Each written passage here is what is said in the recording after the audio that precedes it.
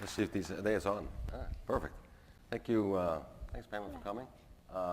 Just do a quick intro of myself. I am responsible for chip hardware development and our all kind of architecture and roadmaps for the Brocade business unit inside of Broadcom. We're going to have a little chat today with Pamela from the DOE. Maybe if you want to quickly introduce yourself. Sure. First of all, thanks for inviting me to be here today to talk to you.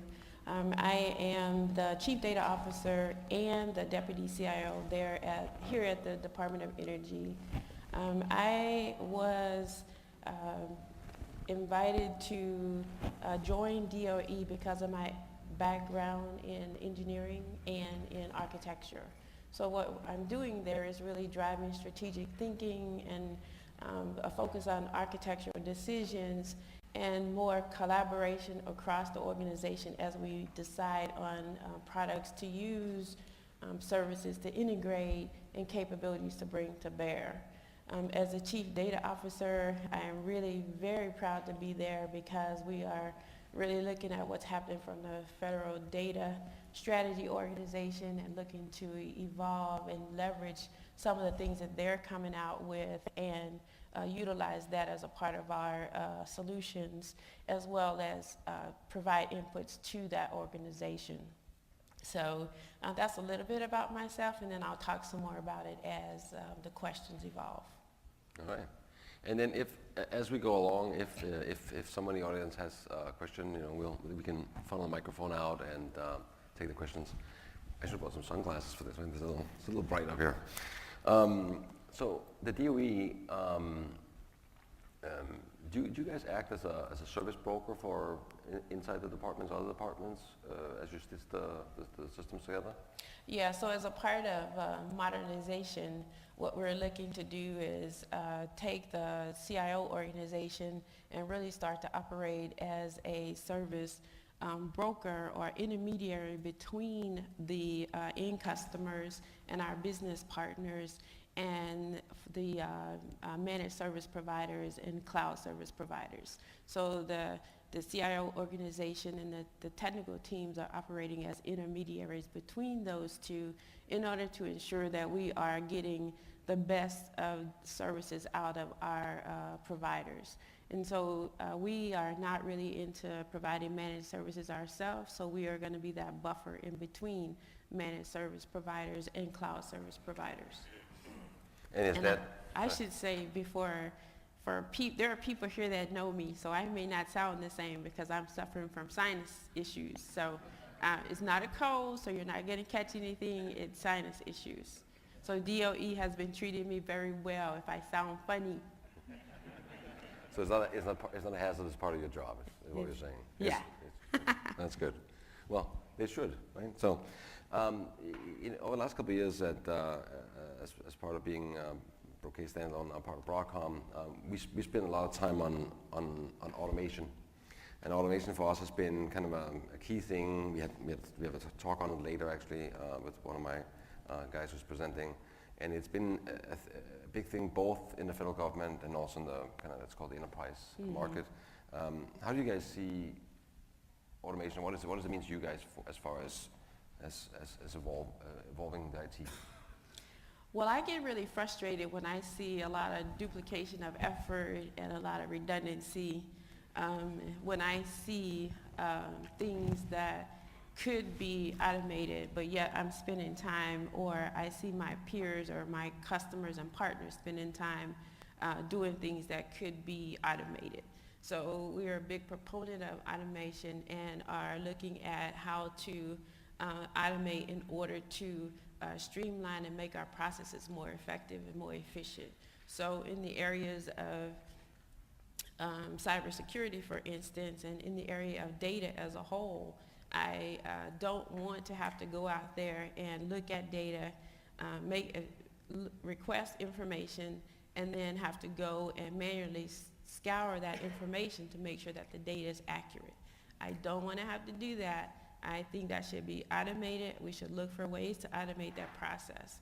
That's one example, right? So, but we're looking at automation across the board because in everything that we do, wherever there's manual involvement, there's margin for error. So it is across the board that we're looking to improve processes. Those of you that know me from the past, I am big on DevOps. We still are looking to improve our DevOps capability at the Department of Energy as well. But the quality of data is so important. I don't want to have to go out there and manually fix things because we're not sure. I need to be able to trust the information that we get, and I think automation is essential to get us there. Perfect. Yeah, because I think DevOps was a movement that was started, 5-6 years ago or something, and it really kind of took foothold. They started kind of in the server world, they moved on to networking, now it's moved on to storage, and we see it as an integral part of our product lifecycle development. And what we see from most customers, it's a way to do more with less, right? So Yeah. I think from our perspective, we see, I meet very few IT customers, or actually I really don't meet any customers that they go, next year we have twice the budget. Like I have more people, that just doesn't exist. So for us, it's a way for us to help our customers with, a evolutionary kind of approach of automating your environment and making things simpler. And we know that 2/3 or so of outages are human cost, right? So Yeah.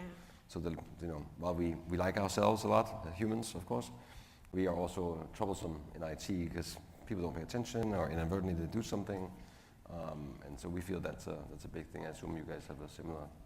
Yeah, if you think about POAMs, for instance, and you think about the security incidents and the breaches that occur, a lot of them occur because the legacy systems are there. It's difficult, it's challenging to upgrade, it's concerning. People are scared sometimes to really make changes to some of these older legacy systems. That has been my experiences. We need to get to the place where those updates are automatic, right? Automate those updates, make sure that they occur. We do need to look at retiring systems. We need to look at replacing them. We need to look at modernizing them, right? And that's all a part of the modernization efforts. So we do need to be sure that we do that, but the more we can automate in that process, the better off we will be, right? So anytime we have to manually look for the need to put some patches in place, right? If that process is not automated, we could easily forget that needs to occur, and there introduces a vulnerability. So when I'm thinking automation, I'm looking across the board on where are the manual checkpoints and where are places where we can, simple little things that we can do to make the process more efficient. Yeah, it's when we meet customers, which is something I do a lot. It seems to be, ensuring data integrity, ensuring that policies are applied cohesively across the board. It also helps with change management because if you can queue up changes in the system and it applies it versus someone sits and types all the time, there's a lot of upside to automation. It's not an easy thing because IT has to transform to have, I'd say, better programming skills, which is something the administrators never really had as much. So there's the whole DevOps thing, right? There's a need for some amount of programming capabilities inside of IT, which I think is something IT sometimes struggles with because we like administrators versus guys that write code, right? So, but the path to automation, everybody's okay? The path to automation is really also changing the personnel a little bit inside the organization to be able to execute against some of these challenges.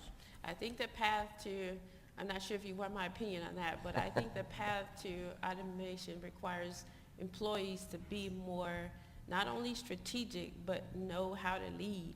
I think you have to know how to lead and make sure that you are providing proper governance and oversight. So if employees focus on, I don't like us to be afraid of new technologies like robotics and artificial intelligence. I want us to embrace it and realize that some of the technologies are going to augment what we currently do today. So it's going to help us and help make our jobs easier, right? Help make our lives easier. Take away some of the tedious and mundane activities and bring about and give us an opportunity to really lead and influence what's happening within the organization better. So that's how I look at it when it comes to employees and in skill sets, and when we start introducing things like automation. It's to augment what we're doing today to make our jobs easier. No, I don't think there's anything controversial about that. Yeah. I very much agree with you on it. I think the challenges with us humans is that we don't all like change, right? We're fear change, I think, and that's a big part of it. I think we have to force, we're forcing our customers to some extent towards it, right? Because it'll benefit them. We benefit it because we get less calls because things are managed more properly and so on and so forth. So for us, there's lots of upside, of course, right? And I think for the customer, it's bigger because there's a lot of savings out of it, right? All right. Well, data. So the data inside the DOE, how is that a big asset to you guys? How do you guys treat that? How do you see that evolving? We do treat our data as a strategic asset. I know that that's kind of a buzzword in the industry, but it's true, and it is taking time to start to use that approach for managing and monitoring and governing the data. But if you think about assets, any asset to you that is something that's valuable, that needs to be protected, you need to guard it, and you need to make sure it's utilized properly. That's what we mean when we say treating data as a strategic asset. So in our organization, that's what we're focused on doing, and that's what we're looking at improving. So we're making sure that governance is in place. We're trying to understand what the information is across and where it resides, and then we're looking to make sure that we have the proper safeguards in place. But we want to utilize the information that we have so that we're making good data-driven decisions. And I think it sometimes comes across as a cliche when you say data-driven decisions, but I mean, if you think about it, if I'm trying to make a decision on what's happening with the software in my organization, and is it nearing end of life, right? How much software is nearing end of life? And when is it nearing end of life, right? Where am I going to get that information from? It's going to, and how am I going to get that information? It's going to come from reliable, quality data that I trust. That is why you have the CDOs there. The chief data officers are there not to say that I have a title, but to put the proper protocols in place so that the information that I get, I can trust it, and that I have the proper safeguards in place to be sure that I'm making solid decisions that I can count on. Right? Nothing's worse than I'm making decisions based on bad data. That's why you have a CDO, right? The CDO is there to help us get all this under control and help us get the proper processes in place. So that's something I kind of wanted to get out there, because it's so important to me. It's very passionate to me that we realize that data, and the reason why we treat data as an asset is for that very purpose. If you have an asset, you take care of it, you protect it, and you utilize it properly. Okay.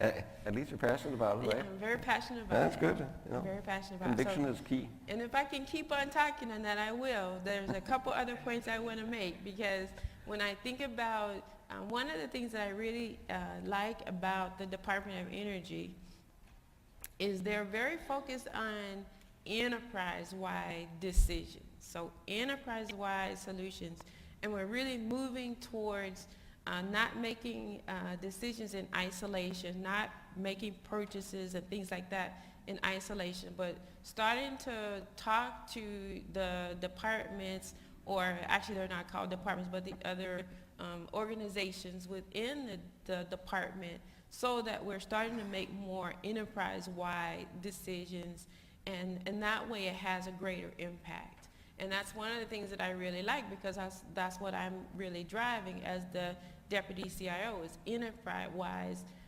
decisions and software reuse and things like that, data reuse, and looking for, we're taking advantage of cloud solutions, but we're looking for common repositories that we can all use or consider using. We're looking at creating a common set of data sets so that we all know where they are, so that we can all reference them as we're starting to make some key decisions. Now, we aren't there, but that's what we're working towards, and that's one of the things that I'm really excited about, because so many times things happen in pockets and in isolation, and it has its purpose, right? I understand that that occurs, but I really love the fact that we are moving towards more enterprise, strategic thinking and actions. So, and that is why we are gearing towards more of a cloud environment, cloud solutions, but not just cloud for cloud's sake, right? What are the data sets that we should be defining, utilizing? Where are they? And did you know that it exists? If I'm talking to another organization, did you know that you can look here for some information first that may help you before you start spending time looking elsewhere? Yeah, I mean, Rome wasn't built in a day, so, you know, Yeah. you have to start somewhere. I think so do you guys kind of tier your data, or do you, or I mean, obviously there's these different classifications based on security needs, etc. But how do you guys, you know, because there's a lot of subgroups. I got all these, you know, different research labs that does things for DOE.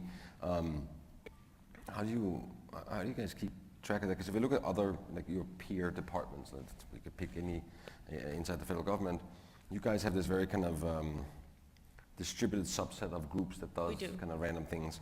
Well, not random things, but you know, they don't all work on the same thing. And so how do you guys kind of keep that together? Is that something? Is it just, you know, you beat them until they submit to your needs, or? Yeah. So it's a challenge, but they have, one of the things that we're doing is we do have an integrated governance board. So with that governance board, we're pulling the key stakeholders or the representation from the different department or elements together to discuss some key decisions that need to be made. So we're moving more towards that and doing more in that area.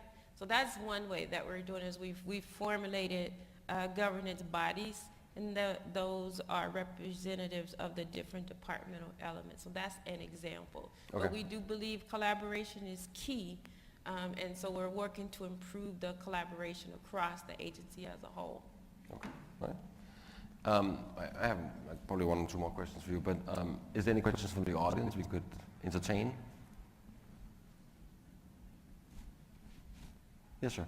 Curious, does the Department of Energy, have they ever done, say, a long-term trend of, say, looking at what I call energy that's not using, say, oil and gasoline, because we've become so dependent on overseas oil production, Arab countries, to see if we can in fact create an internal methodology to help our energy sources? So I do know that there's lots of innovative explorations going on around energy, how to better consume energy, the different stakeholders that are consuming it. But to get to your specific answer, I would have to get back to you on that, because I know that we have the research labs and the Office of Science that is constantly exploring things like that. And we have the NNSA, which focuses on nuclear. And so they conduct research in those areas continuously, but I don't have specifics for you. A quick follow-up, is there a lot of pressure, say, from political action groups? For example, you talk about the automotive industry or your oil corporations, for DOE sort of to step down, not to try to find enhancements? Not that I know of. Not that I know of. I would say for that specific question, you would have to go to energy.gov to see who some of the feedback loops, where they're coming from. So I think that information would be there. So you repeat the unit, the Energy.gov. Thank you. All right, maybe we can, and Mike, there's a question down here, and Blazer, and then another one. Thank you. My name is Jared Williams with Management Concepts. Quick question. What role does training and education play in terms of leading, learning how to lead, being more strategic for the employees in terms of automation? I think that that's a good question. So we believe that you should have a good education and training program, and we do. We have education and training, and we're looking to beef up our training in that area. We want employees to know more about what the technologies are in the industry, and we also want our employees to take advantage of training so that they're building up their skill sets to be able to be our experts in some of those areas. So artificial intelligence is a good example. I'd like to see employees learning how machine learning is going to take some of the things that we're doing and apply it towards solving some of our business challenges. So we're asking employees in my area to study up on machine learning, AI, things like that, and make sure that they are understanding what those skill sets are. And even I think it's good if we learn how to go about defining training and data sets, right? Training sets and data sets that we are going to be conducting our analytics from. So I'd say it's highly endorsed. We support that, and we encourage our employees to take whatever training they feel is necessary. So they're welcome to come and approach us about the training needs that they feel, because it's not really us telling them what to do. They should always let us know what they're interested in as well. And then we put together training plans to support them in those endeavors. And from our perspective, we offer free trainings online, right? So all training for the Brocade products is available online for free. So anybody can take all our courses, including tests. We wrote, and there's handouts out front for our little automation book. So we wrote a small book on automation, kind of how it fits into our world. And if nothing else, I'll send AJ to whoever wants to, we just put him on a plane, right? That's what we do, right? So if I can't solve it with online education or the book we wrote, then I just put him on a plane, and he can go talk. But no, kidding aside, so we, for us, education is key, and automation is a concept I think that IT struggles with, and I think the next phase of automation is the AI ML, and there's a lot of buzzword bingo around machine learning and artificial intelligence, and there has been for years, and there will be for years to come. But I think that is how we take automation to the next level, right? So first it's automating mundane tasks and getting rid of human errors and all this. But then the next step is, okay, when we find problems, have a way to do root cause analysis or other things in a more automated way, right? So the network or the neural network, whatever you want to call these things, they're going to go figure out what was the actual problem and how do we avoid that in the future, right? And I think that's a natural progression. Rome wasn't built in a day, and it's not a simple thing, right? So everybody thinks that you can just download some AI algorithms and stick them on a server, and Right. it's all great then, right? You have to interpret the data, which is the hardest part of AI, right? Because you'll run some statistical algorithms on it, but then what? What do you do with that, and how do you finalize that? And I think that'll be the biggest challenge, from an AI perspective, because that's where you read data scientists, and they're not that common. I mean, they will be, but it's kind of a new field, right? So I think that's, I don't know if you... Yeah, I just encourage employees, I encourage people in general to explore. So explore, research, don't worry about what title you have. If there are opportunities to make things better, pursue it. Look into it, look to see what we can do to make things better, and that's all a part of modernization. Modernization is an ongoing thing. It's not something that we do today and then that's it. It's an ongoing thing that we will continue to explore and then try things out. So if I could leave anything with you, it's work collaboratively across the teams and look for ways to make your life better in the job that you're doing, right? Once you start to think about that and think outside of the box, the modernization starts to come. So we started with the email and how do we modernize via email, and we took advantage of the Technology Modernization Fund, or TMF, and we started to apply that towards email solutions and the cloud. And then we started going to, from one thing led to a next, and we grew. And with that funding that we received, and we have other plans as well. TIC, I mentioned earlier. But I mean, that started with a simple thing. We had distributed email solutions. We had lots of different type of solutions. And we said, hey, how about we do something to simplify this process?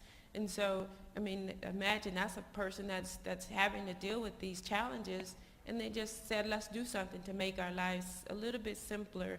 And then let's not just think about ourselves, but let's think about the agency or department as a whole. So, and it starts with very small things that leads to really significant impacts. So it's not something that's overly complicated. Just think about how and the things that we can do to improve some of the things that we're doing today. Yeah, and I think, we've done, we call it data center consolidation, and they were all modernization, right? These are the things that we've done over the years, where we can consolidate and consolidate and consolidate because things get more efficient, Right. And I think that's just kind of, it's part of the evolution of IT. On occasion we come up with things like automation, other things that are really good ideas, but that really needs, a more of a drastic change to the IT group for them to embrace it. And you can't just keep doing the same thing because, you'll never get efficient. And How data we- center modernization is a good example though, right? Data center consolidation is a really good example, and that's one of the things that we're pushing towards as well, is reducing these data centers that are not needed, and then really just repurposing the assets or streamlining the amount of assets that we have. So those are, we have too many data centers, right? I think everybody has that problem. So what do you do? Right? So that's another example of modernization. Data center consolidation or any kind of asset reductions is typically a good thing, right? It simplifies the operation. It's something we help a lot of customers with. Everybody needs to have a couple data centers, but they don't need 20, Right. 50. Right. We did a large project years ago with one of our OEMs, one of our equipment providers that we sell through, and they went from 71 data centers to 6. Right. So it's exactly. and that in itself, it's a lot of work, a lot of spend, but the efficiencies you can gain out of that is quite tremendous. Mm-hmm. And I think that in IT we are sometimes a little bit overly busy with trying to find the next cool thing. We got to build all this stuff. But simplifying the deployments is often overlooked, right? Because it's we all get excited over some new technology and we start nerding out on it, and it's going to be great, and Right. it's going to solve hunger and cure everything else. But the fact is that things are, we often make things more complicated than they need to because, well, it's cool, or there's some reason for it, or somehow we self-justify that. And I think a big thing that I try with my development team when we developing products is I'm like, if they come up with something, if we did this and we did that, then we could end up over here. I'm like, okay, right there we have to stop. Right? It's way too complicated. Right? If you can't get somewhere very, very easily or very simply, then you're on the wrong path. Yeah. And I think that's something that is understated in IT. The need for simplicity, because we can make things so complicated.